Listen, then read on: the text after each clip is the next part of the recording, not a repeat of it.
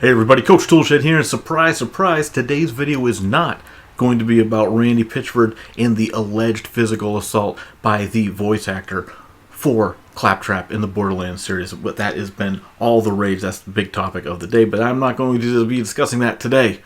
No, I'm going to be discussing a couple of different news items, a couple of articles that I read over the past week, and how I think they tie together in sort of an interesting dichotomy. And I also, at the end of the video, have a bit of a teaser announcement for the channel for some stuff I got planned going forward. And while all this is going on, you will be treated to the sight of me playing Sekiro and defeating the Guardian Ape. It takes quite a while, so strap in. We're going to get going right away.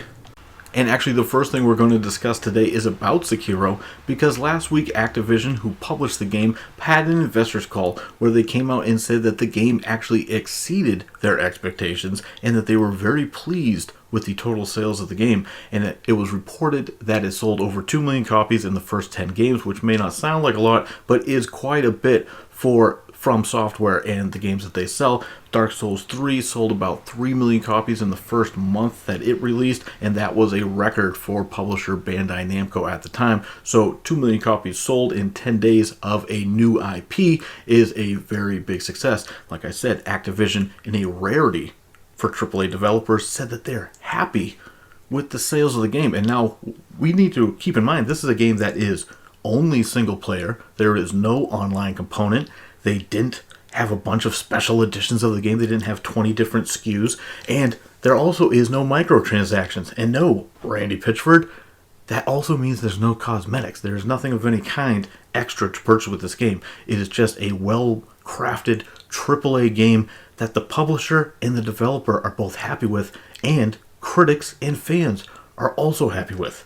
And Activision says that this might be part of the plan moving forward, partnering with certain high-quality, smaller developers to put out games like this. And I will only say that I think that that is a good thing, and maybe these bigger publishers like Activision, like EA, wouldn't be looked at as being so devious if they worked on more projects like this. And that's going to lead me directly into the article I read today from PC Gamer discussing games as a service and crunch time. And I'm going to take what we just discussed with Sekiro and tie that together into this article that I read today. Now, we're going to get into the main gist of the article here in just a second, but before we do that, something in the article caught my eye, specifically regarding the amount of games that different companies are working on at any given time. And in the article, it mentions that EA, back in 2012, would have been working on anywhere from 12 to 13 different titles, AAA titles, at any given time. Whereas now, in 2019, you'll see they're only working on about a half dozen or so different titles that could be considered AAA at any given time. Now, the cost of the games has gone up significantly, which also brings into the fact that these games can't be failures like we saw with Anthem, because when you're putting all of your eggs into just a few baskets here and you have only a half dozen games being worked on at any given time, if you have one of those games become a massive failure or something that at least is not commercially viable in the long term, well, then you have a major issue on your hands, because you're not spreading out that money. You don't have as many projects out there that you can recoup the finances from.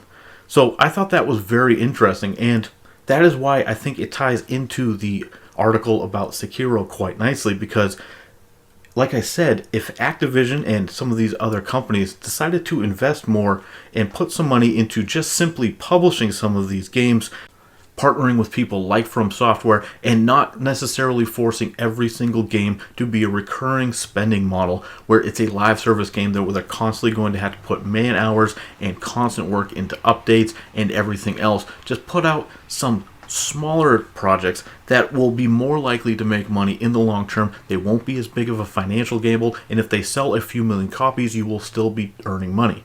And you'll also be keeping players happier because they'll have more selections. Your name will be popping up with better variety, We won't have to worry about Activision being only a company that puts out COD every year, because as we know, it's been talked about a lot, after they got rid of Bungie, really what else does Activision do? It's COD and not a whole lot else. So now with a game like Sekiro, they at least get their foot in the door with a different type of audience, and without the dirty monetization schemes that they have in different games. They didn't leave a dirty taste in players' mouth, and they have a legitimate Game of the Year contender on their hands.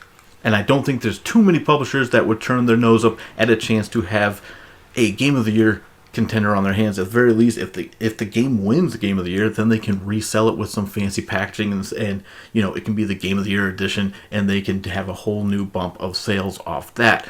I don't think that Activision would be too displeased if Sekiro was one of the nominees for Game of the Year, which, according to the review scores, it has a chance to be. We'll have to see if it holds up as we move further into 2019. Now let's move in a bit more into the article, because what I want to discuss is actually, it's coincidentally a topic that I had planned for another video, but I'm just going to go ahead and talk about it today because it says a lot of what I've been saying over the last few months, and especially one of my more popular videos was specifically about games as a service and how it is eating itself alive. In that video, I mainly concentrated on the player base and the fact that players just simply don't have enough time in their lives to dedicate themselves to any more than one or two of these games as a service titles, and the fact that each of these companies was pushing so many games as a service titles down our throats at any given moment was really suffocating them and not giving any single game the room to breathe. And of course, with a juggernaut like Fortnite still on the scene, with millions and millions of players, there's just not all that much room to breathe when it comes to these game launches. And we saw, after I made that video, we saw the release of Apex Legends, and then quietly, did you guys even know Battlefield 5 launched their Battle Royale mode a couple months ago? Nobody's talking about it. You want to know why? Because everyone was talking about Apex Legends. And that right there proves my point. EA themselves suffocating their own games because they're releasing these games back to back like that, in addition to a game like Anthem, which, while it's not a battle royale game, is still a games as a service title. So EA just cranking out games back to back to back, and then you wonder why the player base for all these games drops off so quickly. It's not just because Anthem wasn't a good game, because everyone loves Apex Legends, and now that game is slowly being, you can see everywhere people are saying that the game is dying, and the article actually does touch on that as well, because player numbers are so far down, and they did discuss that briefly in the article. Now, the main part of the article was discussing the biggest buzzword in gaming today when you're discussing development, and that is the dreaded crunch. Now, we know that every single AAA developer now has had some sort of article written about them discussing how every one of the studios apparently working 70 to 100 hours. I think sometimes some of that might be a bit exaggerated, but I think it is safe to say that these companies are working their development teams to the bone, specifically because of games as a service titles.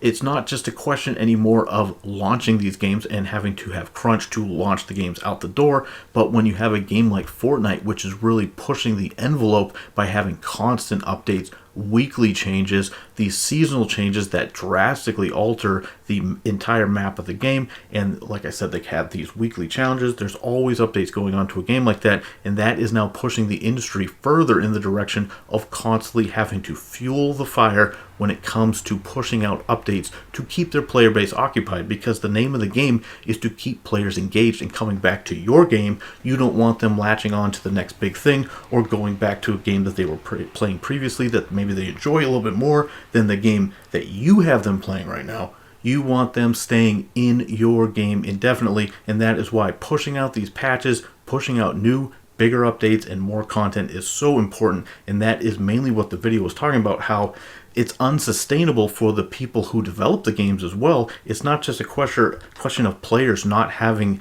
the hours in the day to play all the games. It's also a question of developers can't constantly be working on these games for years and years and years, pushing out content all the time, which will lead to inevitable crunch on a full-time basis. Just cannot be sustained on a human basis, and that is something I can fully agree with. Now, as you guys know here on the channel, I am not someone who's going to pump up developers and act like they are demigods. That is not the name of the game, but it does say a lot that both consumers are getting burnt out and developers and the people making the games are also getting completely burnt out on games as a service titles. If you guys want to check that out, again, that was in PC Gamer. You can go and check out that article. It was written today. Now, real quickly, I want to throw out a bit of a channel announcement. I'm going to be working on a very big project that is going to take me starting hopefully later this week or maybe the beginning of next week, and going to take me through the end of the year. I have a huge project. I don't know if I'm going to be able to finish it all. It's very ambitious, and I will be bringing you more news about that in the coming days. It's kind of going to be a retrospective, giving you a look at where I come from and my opinions on games stretching back throughout the last decade. Oh hell, I'll just come out and tell you. What I'm going to be doing is I've already compiled a preliminary list. I'm going to be going through every year from the last decade, because of course we are here in 2019. In just a few months we're going to be in the 20s, kids. And so what I'm going to be doing is looking year by year and picking my top games from each year, and I want to do a separate video for each title. And I think that will both be a good way to have a record of the decade in review, and it will also give you guys a better view of where I'm coming from when I'm looking at games, because you guys will know more what I enjoy. And I think one of the most important things when you're trying to figure out what a specific YouTuber likes and doesn't like, and how it relates to whether or not you'll like the game, is to know their history and what games they like and where you line up and where you disagree. Because if we have completely different tastes in games and I'm saying that I hate this game, well, you might love it, and vice versa. So that's what that's going to be. Anyway, that's it for me, Coach Toolshed. Let me know what you guys think down in the comments below. Please subscribe if you want to stay in tune with the channel. Head forward, and as always, keep it turned to 11.